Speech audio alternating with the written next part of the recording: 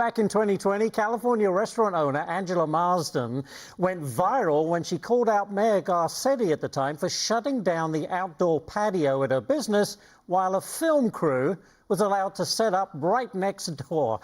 She later went on to sue Governor Newsom, by the way, and guess what? Angela Marsden is with us today. Angela, you were one of the first people to push back against those lockdown rules. How do you feel now after reading Dr. Fauci's diary entries and watching him plead the Fifth over 100 times?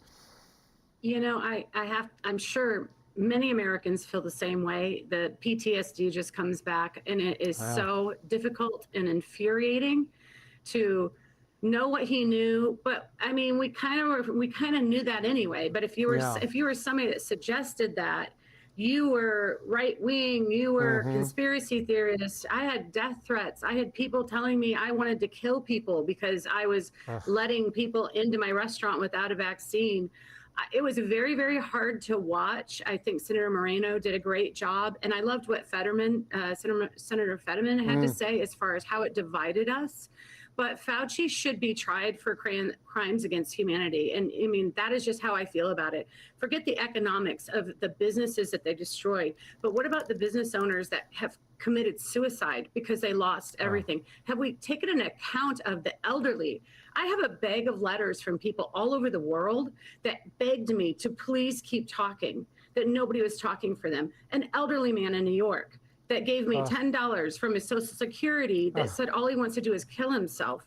So we don't even, I mean, the down effect of the fact that he held this information, he could have acted in the best interest of everybody's health and went down a different direction. And he chose, as a true narcissist, as a mad scientist, to go with his ego and to try to cover up information that has changed the course of history.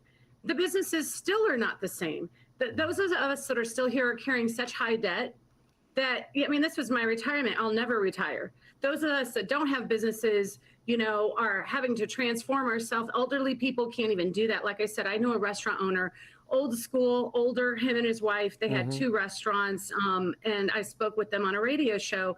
I spoke with her. Her husband had committed suicide because they lost everything. I mean, it is outrageous that he is allowed to sit up there and 110 times plead the Fifth. I am sick and tired of politicians and government officials getting a free pass, and the magnitude of what he did and the other people that knew and that were involved that we're not even talking about. He's kind of just the scapegoat for everybody. The magnitude of what he did affected the entire world. This is crimes against humanity. He needs to be not in jail.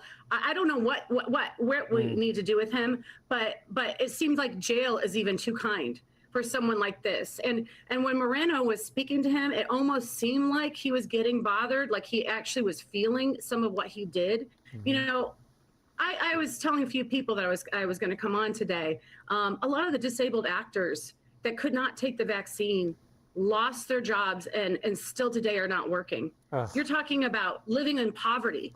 So it's not just the deaths and then the vaccines. I personally believe the vaccine killed my father. I have vaccine injured clients coming in here that have heart issues to this day that are living through this day in and day out. It's a monster. He's a monster, and what he's done, and to sit in, I don't know how you felt about it, but it was painful. I could not watch all of the hearing because every time he took the Fifth, I got so upset that it's even allowed, that he's even in that nice setting with that cushy chair allowed to take the Fifth. That's unbelievable to me. He should be on trial for crimes against humanity and being held accountable for all the things he knew that he chose not to share, and not only not share, but cover up and persecute people that knew the truth. If you had to work out in COVID, I had to work out in COVID with tuberculosis, by the way. It was either that or I lose everything. And I said, forget it, I'm going to do it. Well, let me ask you this, Angela. Firstly, I just want to say those health claims, they haven't been proven as of yet, but I want to talk about the economics of this. All of this was started 6 years ago. As a business owner, have you recovered? No, I would say this year with World Cup has been a good year, but what does recovery mean? None of the restaurants across the United States are the same since. The crowds coming out have changed. The time that they eat are the change. I mean, I'm very blessed. I have a network and a good community. So I'm not going to say I'm going out of business tomorrow and, you know, it's a doomed world. I believe that we are slowly recovering, but it will never be the same. Ever. Economically wise, I mean, people that have lost their businesses, they continue to lose their businesses after COVID because of the debt they had. So that was an avalanche that just kept going and going and going, and nobody talked about because COVID was over.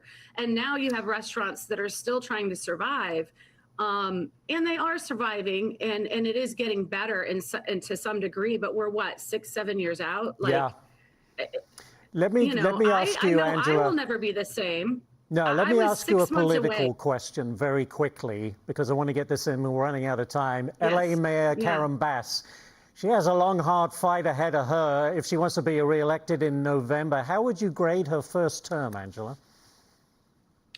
I would give her a D. A D. And I did meet with her and with other small businesses. We had a one-on-one. I tried to work with her. What I will say is she did make time. She did meet. She did try to listen. Okay. The effectiveness of the promises she made nothing really came through. But she tried to a certain extent. And I only say that because if there was another candidate, I would say absolutely no. But when you're talking about Nithya Raman, the Democratic Socialist, would she be better? Well. Yeah, you know her? Would she be better? Absolutely not. No? No. That's what I'm saying. Karen Bass is better than the alternative, which is Nithya. Nithya was my city councilwoman in my district. I held, on the advice of Mayor Bass and trying to work with everybody, I held weekly small business meetings in Nithya's district about the homeless and what it was doing and how bad it was. And literally, she never came on to one call. She sent an office person in. She went through many office people. We begged her. We begged Nithya, the business owners, the homeless people over inundating. We hear you. We begged her to fund the police. She would not come to the meeting and answer us. We had to show up to city council for the vote. We had to make our voices heard. She went against us and voted to not give the police more money in a time when we were begging for help. We'll have to leave it there. Angela, we wish you the very best with your business, and we thank you for taking the time to talk to us today.